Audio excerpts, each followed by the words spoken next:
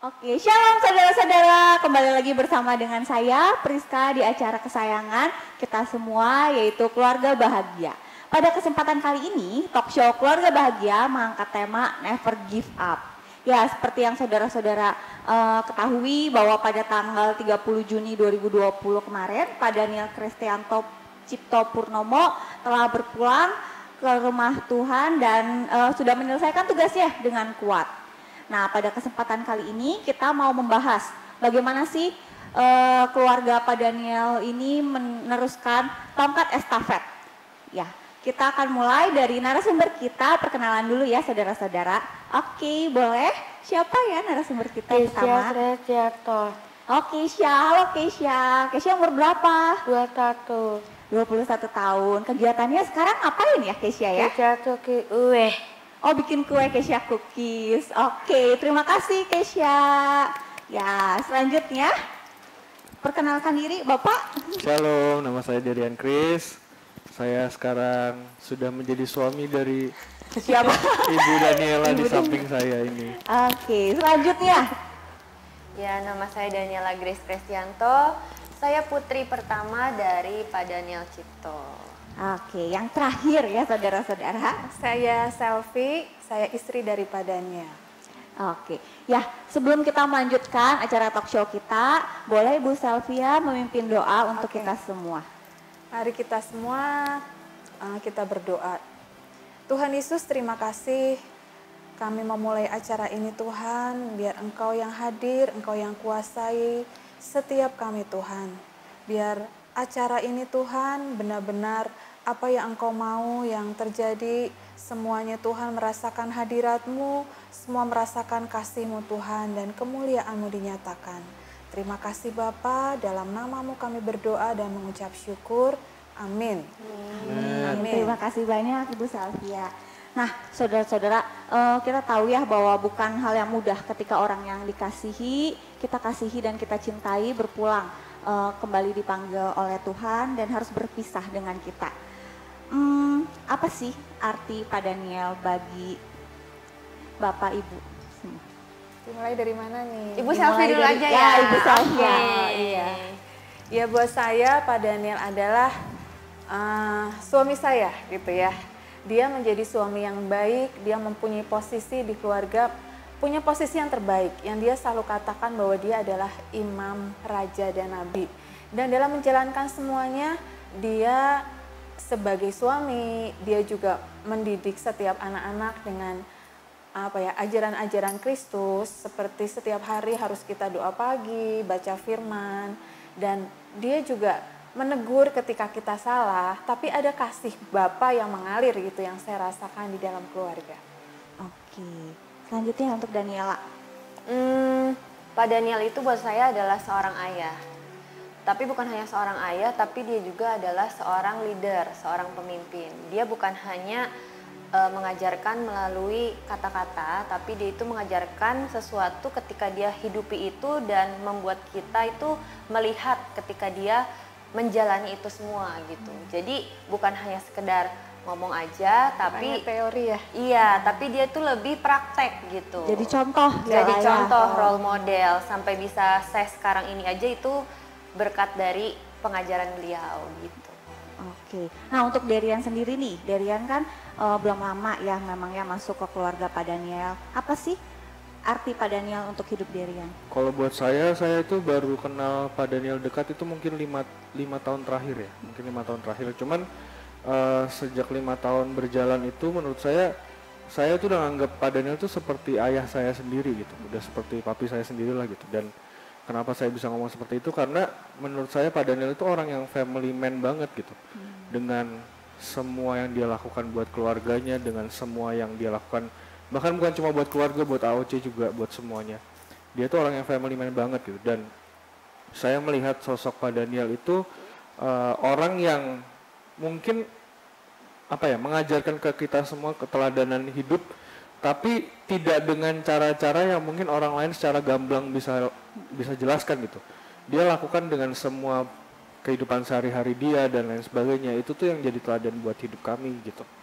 Jadi menurut saya Pak Daniel itu buat saya ya satu ayah, sebagai sosok ayah dalam hidup saya juga pasti, dan yang kedua sebagai teladan dalam hidup saya juga gitu. Berarti memang Pak Daniel sangat menjadi contoh ya, Iya, untuk betul. bagi keluarga sendiri.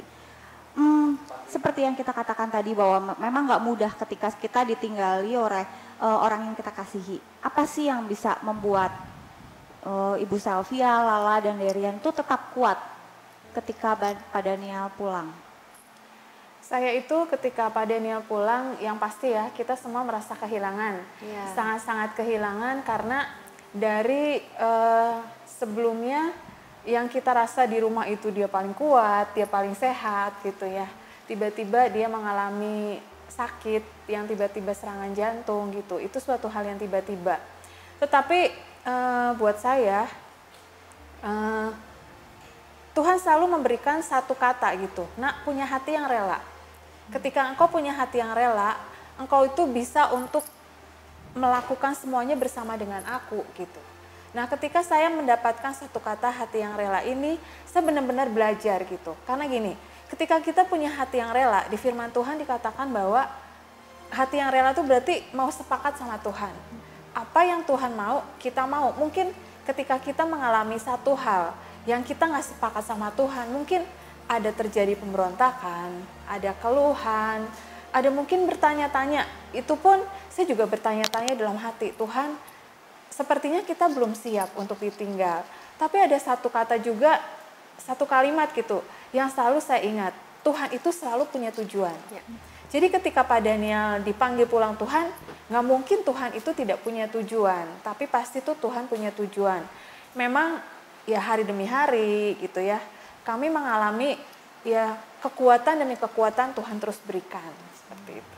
Oke, penting tadi dikatakan bahwa punya hati yang rela. Iya. Hati yang rela itu adalah sepakat dengan apa Iya. yang Tuhan mau. Ya walaupun gitu, loh kok Tuhan gini, loh kok Tuhan gini. Ya hati tuh ada bertanya seperti itu awalnya gitu.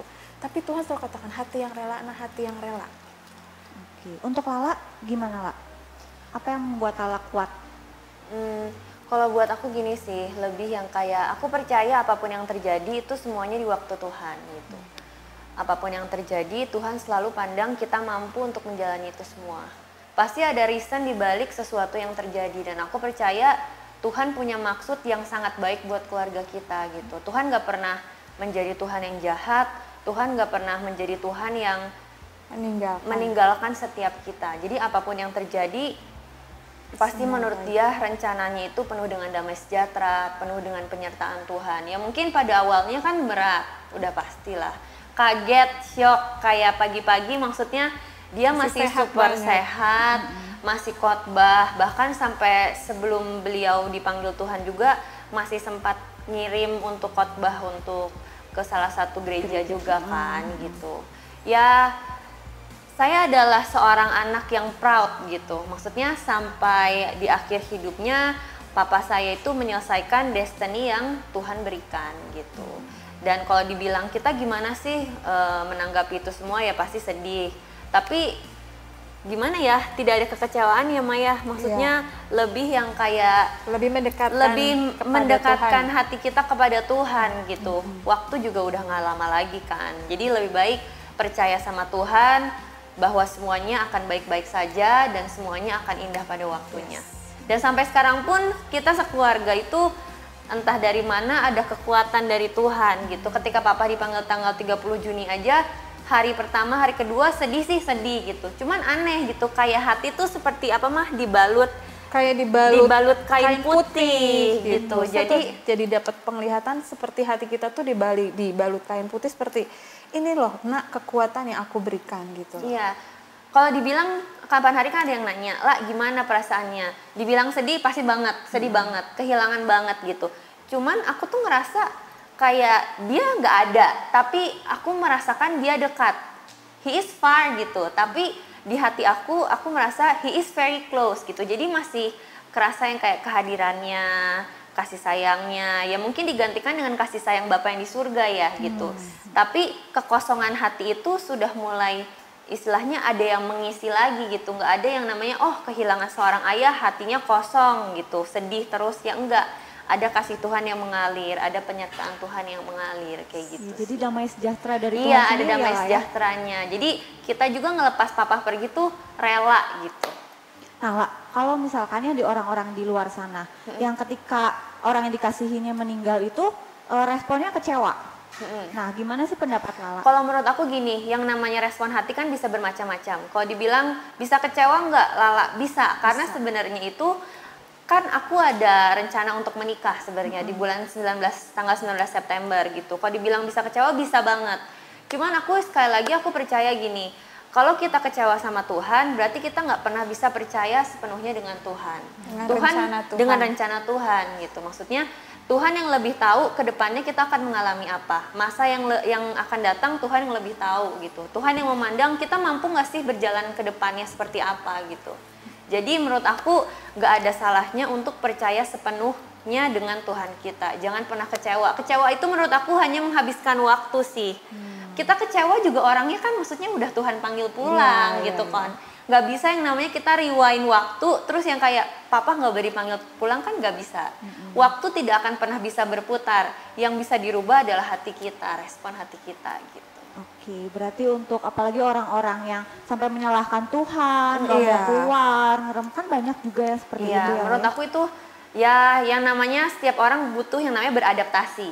Hati yang namanya luka itu pasti ada gitu. Cuman kalau kita mau berubah, kita mau menerima semuanya, ada damai sejahtera kok dari Tuhan yang bisa membuat hati kita tuh tenang. Sebenarnya kuncinya cuma tenang ya Maya. Iya. Soalnya kadang tuh kalau udah hati gelisah, nggak tenang, bisa mikirnya tuh macem-macem gitu. Menurut aku salah satu fondasi yang papi sudah tanamin tuh luar biasa gitu. Ketika kita menghadapi masalah, fondasi itu yang membuat kita tetap stay untuk bisa berdiri dengan Tuhan. Gitu. Oke, ya. Nah, saya sih percaya gini bahwa kekuatan dari Ibu Salvia dan kekuatan dari Lala yang sekarang ada itu nggak mungkin secara instan tiba-tiba ada gitu. Nah, sebenarnya apa sih yang sudah Tuhan ukirkan nih di waktu-waktu belakang itu sampai akhirnya ketika Pak Daniel dipanggil pulang, ada ketenangan yang daripada Tuhan dalam hidup kalian. Gimana Mah? Kalau saya tuh diajarin Tuhan gini, nak, mengucap syukur buat segala perkara. Mengucap syukur dalam segala perkara. Jadi ketika rasa gitu ya, rasa kehilangan itu muncul, itu kan tidak mungkin tiba-tiba hilang gitu ya. Rasa tiba-tiba ingin ketemu, rasa ingin tiba-tiba kangen itu masih muncul gitu. Tapi ketika rasa itu ada, saya kembali gini, Tuhan aku mengucap syukur. Mengucap syukur buat semua, buat apa yang sudah terjadi, karena saya selalu pegang gitu. Di firman Tuhan kan dikatakan bahwa rancangan Tuhan adalah rancangan damai sejahtera. Saya pegang itu gitu, karena gini, kunci kita tetap gini, percaya nggak sih kita dengan rencana Tuhan gitu. Kalau kita menghadapi sesuatu yang enak, kita percaya. Sesuatu yang sukacita, aku percaya banget gitu. Tetapi kita ketika menghadapi masalah, menghadapi sesuatu yang enak, ya kepercayaan kita tuh seperti fondasi kamu tuh kuat gak gitu loh. Kepercayaan kamu tuh sejauh mana ketika ada sebuah ujian dalam keluargamu gitu. Tapi saya ketika ada omongan gitu di hati saya tetap bilang ini, Tuhan aku mengucap syukur bahwa rencanamu itu terbaik. Dan tidak ada rancangan yang kecelakaan, gak ada rancangan yang Tuhan tuh mau sebenarnya rancangan yang jelek gitu. Tapi Tuhan bilang pandang nak ke depan. Lihat, mungkin engkau belum lihat sekarang. Nanti engkau akan lihat bahwa rancangan itu yang terbaik. Itu yang saya selalu pegang. Oke, berarti seperti Ayub ya Bu ya, bahwa kan itu dikatakan juga, kita kalau mau menerima sesuatu yang baik terus, tapi ketika menerima yang jahat, mau mengutuki Tuhan itu kayaknya bukan seperti itu gitu ya. Oke, untuk Lala sendiri bagaimana? Kalau buat aku gini sih, dari kecil papi itu selalu ngajarin kita untuk berdoa, paksakan rencanamu jadi dalam hidupku. Otomatis kalau kita doa seperti itu kan kita sudah berserah penuh dengan Tuhan gitu. Kita minta Tuhan paksakan, otomatis ya Tuhan berhak menentukan semuanya gitu. Ini saatnya kita untuk percaya sepenuhnya dengan Tuhan. Dan yang kedua adalah gini, menurut saya ayah saya itu sudah melakukan sebuah perjalanan yang lumayan jauh gitu. Gak mungkin dong dengan kekecewaan kita, dengan kesedihan kita memberhentikan apa yang ia sudah lalui begitu jauh gitu. Yang ada adalah ya kita harus meneruskan itu semua gitu. Tuntaskan sampai akhir, meneruskan setiap warisan yang memang ia sudah mulai terlebih dahulu. Melanjutkan tongkat estafet Iya, tadi ya. karena waktu juga udah nggak lama lagi gitu kan. Buat apa sih berputar-putar dengan kesedihan? Kalau dibilang sedih nggak lah, sedih banget. Kadang aku suka nangis malam-malam cerita sama Derian gitu kan. Cuman ketika udah reda, udah doa, udah reda, Roh Kudus tuh ngingetin lah, perjalanan itu sudah dimulai dan jangan sampai berhenti cuman gara-gara ya apa sih hati kita nggak tenang gitu maksud aku. Jadi lebih baik lanjutkan setiap warisan dan tuntaskan apa yang sudah beliau mulai gitu. Oke, untuk Derian nih dari peristiwa pulangnya Pak Daniel, pelajaran apa sih yang Tuhan ukirkan di kehidupan masing-masing ya? Derian dulu. Kalau saya ini kan mungkin dari awal PSBB itu saya di Bandung dan itu intens lah, lumayan intens, sama papi itu lumayan intens dan emang ada sangat banyak hal yang saya pelajari di situ gitu. Jadi saya bersyukur juga di hari-hari terakhir Pak Daniel ada di dunia, kita ini bisa lumayan dekat lah ya, 4 bulan tuh, selama 4 bulan kita setiap hari di rumah bareng, doa bareng, doa pagi bareng, streaming bareng dan lain sebagainya. Jadi ada banyak hal yang sebenarnya tanpa sadar tuh ditanam dalam hidup saya gitu. Dan itu semua sejujurnya saya baru sadar ketika Pak Daniel pulang. Contohnya apa? Contohnya setiap pagi Pak Daniel tuh selalu bilang, lakukan bagian kita dengan maksimal. Lakukan bagian kita dengan maksimal, di mana kita seharusnya berdiri, di mana kita seharusnya memposisikan diri kita, ayo lakukan semua tugas itu dengan maksimal. Dan itu yang sejujurnya jadi sumber kekuatan saya hari-hari ini gitu. Sejak Pak Daniel pulang, sejujurnya kan banyak hal yang dilimpahkan akhirnya ke Mami, ke Lala, ke saya juga gitu. Banyak hal yang tadinya ada Pak Daniel untuk membuat keputusan dan lain sebagainya, akhirnya sekarang kan ada Mami, Lala, dan saya juga. Dan yang saya tangkap adalah mau nggak mau harus ada orang-orang kuat yang mau berdiri dengan maksimal. Ya. Jadi mau bagaimanapun kita harus berdiri gitu. Dan itu udah apa ya, istilahnya no turning back gitu loh. Dengan Pak Daniel pulang, dengan semua yang terjadi, ya itu memang sudah terjadi gitu. Dan kita memang harus melanjutkan itu semua. Sama yang kayak tadi Lala bilang gitu, jangan sampai semua benih yang sudah Pak Daniel tanamkan akhirnya cuma terbuang dengan sia-sia gitu. Tapi dengan kita apa ya, saya sih mencoba mengingat-ingat kembali benih-benih apa yang Tuhan tanamkan lewat Pak Daniel, dan supaya itu bertumbuh dengan kuat dalam hidup saya gitu. Kayak sejak apa ya, Pak Daniel kan dikuburkan waktu itu langsung di San Diego. Setelah itu kita langsung doa pelayan. Kita pulang ke sini doa pelayan, dan satu hal yang Tuhan bilang, ini saatnya untuk kita semua menjadi dewasa sejujurnya. Ini saatnya untuk kita semua menjadi dewasa dan semua kita harus mengambil tanggung jawab. Kenapa? Karena memang hari-hari ini memang kita harus berdiri dengan maksimal di panggilan kita gitu.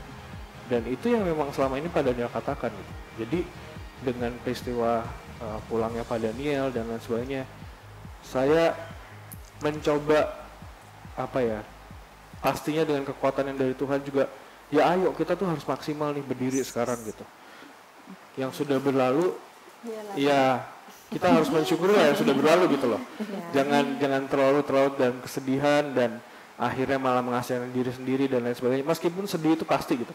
Saya tahu lah Lala sama Mami juga pasti sedih gitu. Saya pun juga sedih. Bayangkan saya aja sedih gitu, apalagi Mami sama Lala gitu.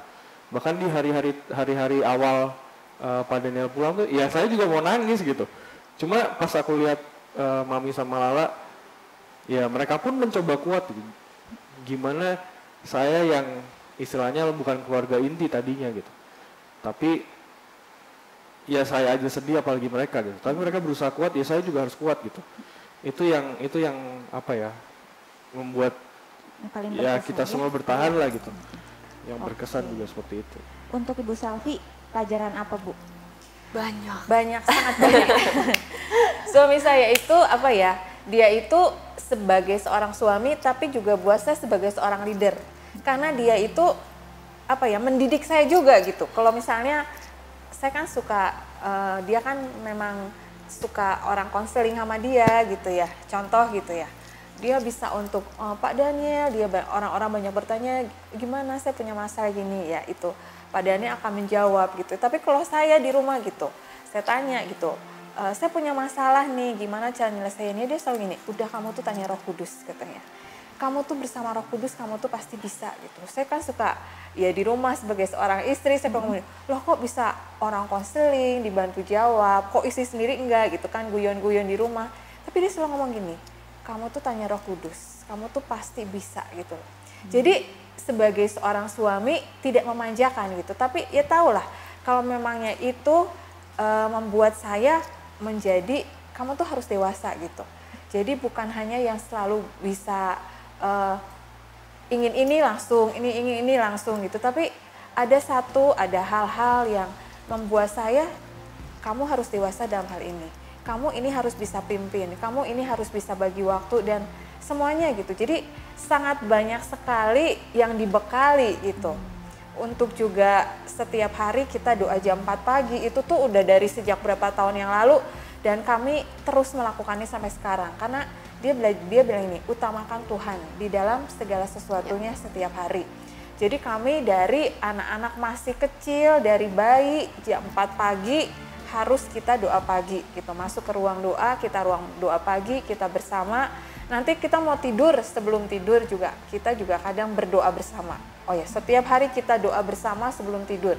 Jadi diawali bersama Tuhan dan sebelum tidur kita berdoa juga. Dan dia selalu mengatakan gini, utamakan Tuhan dalam semuanya, utamakan Tuhan gitu. Jadi kalau misalnya kita punya ibadah AOC hari Senin gitu ya, kita kosongkan waktu untuk semua kegiatan, walaupun kadang misalnya Lala ada kegiatan ini atau apa gitu, aku gimana gini lah, utamakan Tuhan gitu.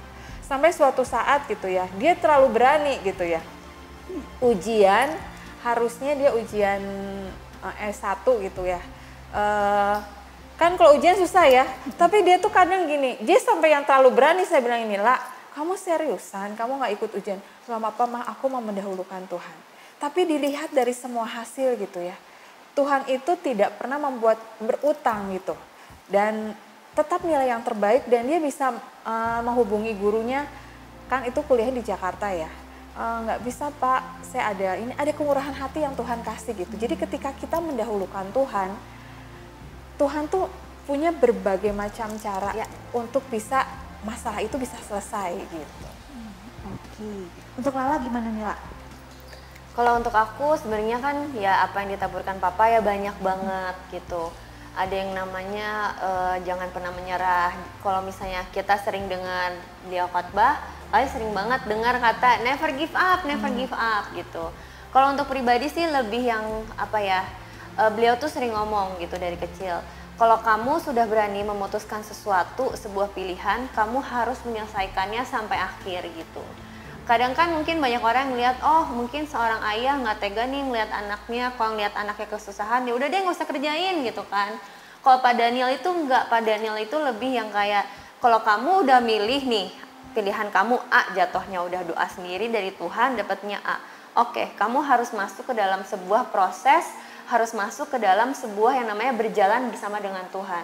Mau di dalam banyak prosesnya, mau nangis, mau yang kayak tersungkur sampai guling-guling nih misalnya gitu. Papi akan tetap berkata, lah tuntaskan sampai akhir apa yang menjadi bagianmu gitu. Karena Tuhan selalu memandang kamu mampu kok, kalau memang Tuhan yang suruh kamu melakukan itu gitu.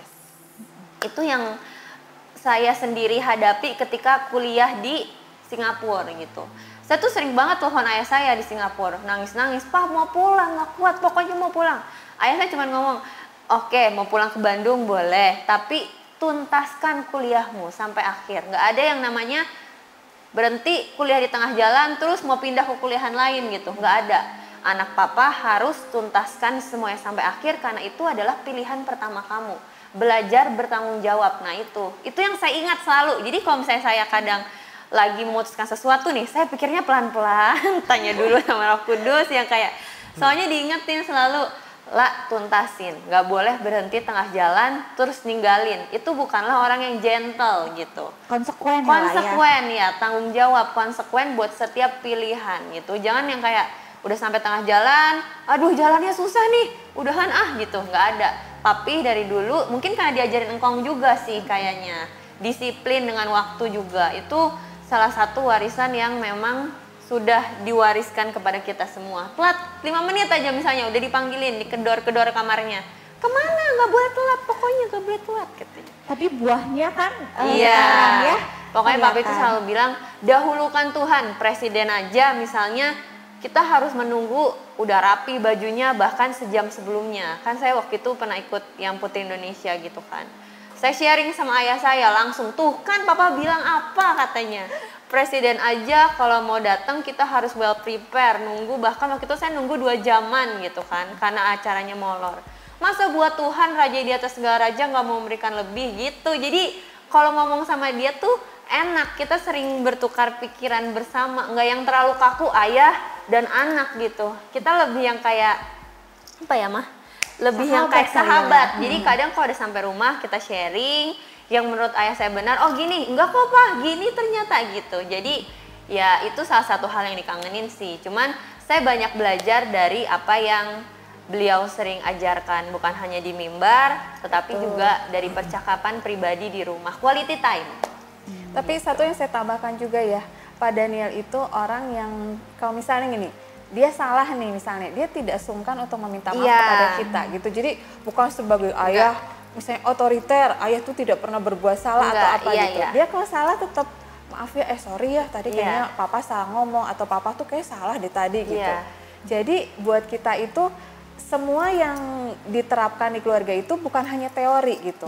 Tapi yuk kita lakuin sama-sama gitu. Tapi ketika dia bilang ini, kamu tuh harus bisa. Dia tuh bilang ini, aku harus bisa duluan sebelum aku nyuruh Iya. kalian bisa gitu. Jadi dia bilang nggak mungkin saya bilang kalian harus bisa semua Nyuruh tapi sesuatu ya. aku nggak bisa. Dia bilang aku bisa dulu baru kalian gitu. Oke. Iya. Bu, nah saat ini kan peran sebagai ibu menjadi sangat penting nih. Apa saja sih yang ibu lakukan untuk dapat membawa keluarga ini tuh tetap berada di jalurnya Tuhan? Ya, saya sih gini, semua apa yang kita dulu lakukan itu tidak kita hilangkan gitu. Semua yang doa pagi, doa sebelum kita istirahat malam, terus gitu kita di rumah bercerita, bertukar pikiran, tetap Sharing ya, ada Bu, ya. gitu ya. Terus kita bawa kalau sampai rumah gitu ya, ketemu Lala, ketemu semua kumpul gitu, kita bisa bagi kesaksian gitu, seperti dulu gitu. Aku punya kesaksian ini, Mah tadi tuh ajaib banget loh, mujizat tuh terjadi. Itu tetap gitu, quality time itu harus tetap ada. Karena apa? Disitulah kita bisa unity, disitulah kita bisa untuk bersatu. Oke. Nah kalau peran Lala nih sebagai anak untuk menguatkan Mama, untuk juga Kesha, gini gimana Lala? Ketika papi dipanggil. Iya, untuk saat ini. Anehnya tuh gini, kalau misalnya terjadi sesuatu nih, misalnya antara, kan aku sama mami tuh memang dari dulu deket banget. Kadang kalau kita ke mall tuh udah kayak adek dan kakak gitu. Jadi kadang kita kan dari dulu memang suka pergi berdua, memang suka cerita, suka curhat bareng gitu kan. Anehnya itu ketika misalnya nih aku lagi down, bisa mami tuh super kuat gitu yang kayak kamu tuh nggak boleh, harus tenang, percaya bahwa Tuhan itu melakukan segala sesuatu baik-baik aja. Nanti giliran mami lagi keinget papi, lagi kangen misalnya. Nah aku tuh bisa kayak, Mah nggak boleh kayak gitu mikirnya. Kita tuh harus mengucap syukur gitu. Jadi menurut aku Saling melengkapi iya, ya. saling melengkapi. Maksudnya yang kayak Tuhan itu selalu tepat pada waktunya gitu, nggak pernah yang kayak dua-duanya sedih, nangis gitu, hampir nggak pernah ya Maya.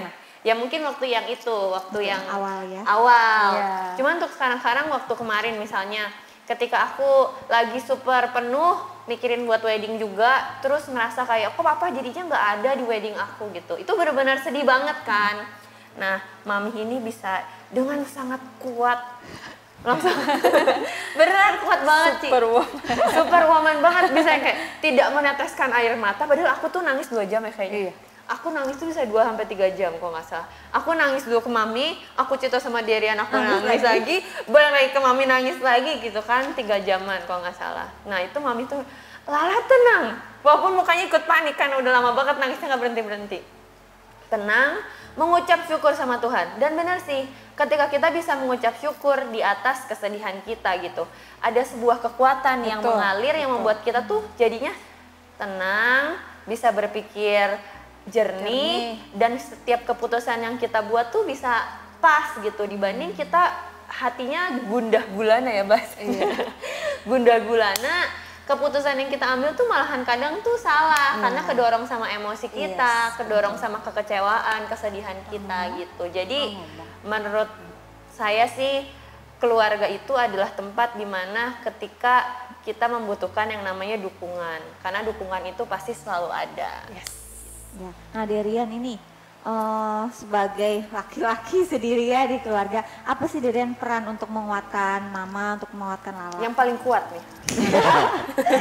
Ya, yang paling ini sih saya pernah bilang deh sama Lala waktu itu. Mungkin kalau semua orang meminta saya menjadi papi, saya juga nggak akan kuat gitu. Pasti ya namanya papi, Derian gitu. Cuman saya ini sampai sekarang sih saya mencoba untuk apapun yang Mami sama Lala butuhkan dari saya pasti akan coba bantu semaksimal mungkin gitu. Kayak contohnya aja misalkan saya tuh lihat Mami sama Lala tuh kan emang deket banget gitu.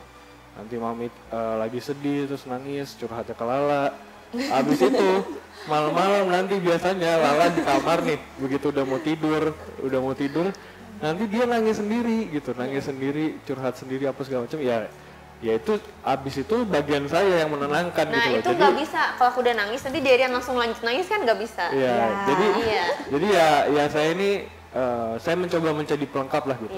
Apapun yang Mami sama Lala butuhkan, apapun yang Mami sama Lala istilahnya ya butuh orang lah buat menguatkan di bagian manapun gitu. Saya akan coba untuk lakukan itu semaksimal mungkin gitu. Gitu sih. Bu, udah hampir 27 tahun ya Bu ya menikah dengan Pak Daniel. Apa sih Bu rahasianya menjaga pernikahan bahkan sampai maut memisahkan? Tips and trick. Tips. Buat saya pertama itu pasti ya jodoh dari Tuhan. Itu kunci pertama. Dan kami itu kalau dibilang nggak pernah ribut gitu. Kita tuh berumah tangga nggak pernah, kan orang tuh kalau ribut kadang suami istri tuh suka teriak-teriakan gitu ya. Suka mungkin nggak ada yang mau ngalah gitu. Kalau kami itu, kalau memang kami beda pendapat, kami itu akan diam dan introspeksi diri gitu beberapa saat gitu. Nanti siapa yang salah, siapa yang minta maaf duluan, itu yang di keluarga kami gitu. Jadi kami tuh nggak pernah sampai ribut yang seperti apa gitu, dan terhitung gitu setahun tuh nggak ribut 1-2 kali tuh jarang banget gitu. Karena apa? Karena saya gini, setiap kita tahu posisi kita sebagai istri, posisi kita sebagai suami gitu kan. Kalau istri itu sebagai penolong, tapi istri juga nggak boleh ngotot gitu, kok punya keinginan, punya apa gitu. Tapi dia akan melengkapi apa yang menjadi kebutuhan suami, dan suami pun akan mungkin punya ketegasan, punya pendapat yang memang jadi istri juga nggak boleh pengen menang sendiri. Itu kan saya udah ada sesuatu yang saya dapat ketika awal menikah gitu, dan saya dalam kehidupan bersama Pak Daniel ya firman Tuhan, dasar firman Tuhan itu yang menjadi kekuatan kami gitu. Jadi apapun yang terjadi kita tetap gini, kita tuh tetap akan terus sampai akhirnya gitu. Itu kuncinya. Nah untuk Lala dan Derian nih yang baru saja menikah sih pelajaran apa sih sama Derian yang bisa ditangkap dari pernikahan Papa dan Mama? Derian. Satu yang saya tangkap dari Papi Mami itu mereka membawa keluarganya semua untuk Tuhan. Jadi gimana caranya Tuhan itu tetap menjadi yang nomor satu di keluarga. Itu yang saya benar-benar teladani dari Papi sama Mami gitu. Berkali-kali kita traveling bareng, berkali-kali kita liburan bareng, misal sekarang udah hidup bareng dan lain sebagainya, tetap mau bagaimanapun di dalam keluarga Tuhan itu nomor satu gitu. Jadi yang tadi Lala bilang tentang utamakan Tuhan dan lain sebagainya, ya itu yang saya sama Lala akan teladani juga gitu. Tetap mau bagaimanapun kita tahu kalau keluarga kita bisa sampai sini sekarang, itu semua karena Tuhan gitu. Dan harus Tuhan yang jadi nomor satu. Itu yang saya teladani sih dari Papi Mami. Kalau dari Ibu Lala? Kalau dari aku lebih yang kayak tadi Mami bilang sih, saling memahami gitu. Nggak ada yang, Papi dulu sempat ngomong sih waktu tunangan, waktu Februari. Jangan pernah ego kita tuh, apa sih namanya, dua-duanya punya ego yang tinggi. Itu tidak akan pernah ketemu gitu. Jadi pasangan tuh harus yang saling mengerti, saling memahami, harus rendah hati. Nggak bisa yang satu pengen menang, yang satu pengen menang juga. Nggak akan pernah klik. Papi tuh selalu bilang kalau jodoh dari Tuhan itu pasti kadang ada yang saling mengasah. Tapi bukan berarti saling mengasah itu berantem terus. Itu yang akan membuat kalian itu menjadi mutiara-mutiaranya Tuhan gitu. Jadi jangan pernah berpikir juga, saya punya keinginan sendiri terus, Derian punya keinginan sendiri terus diasah terus lama-lama tidak bisa dibentuk juga nggak bisa. Jadi hidup tuh harus seimbang. Kalau memang karakternya beda, ya nggak apa-apa. Tuhan akan membuat dua-duanya itu menjadi permata-permatanya Tuhan, kayak gitu.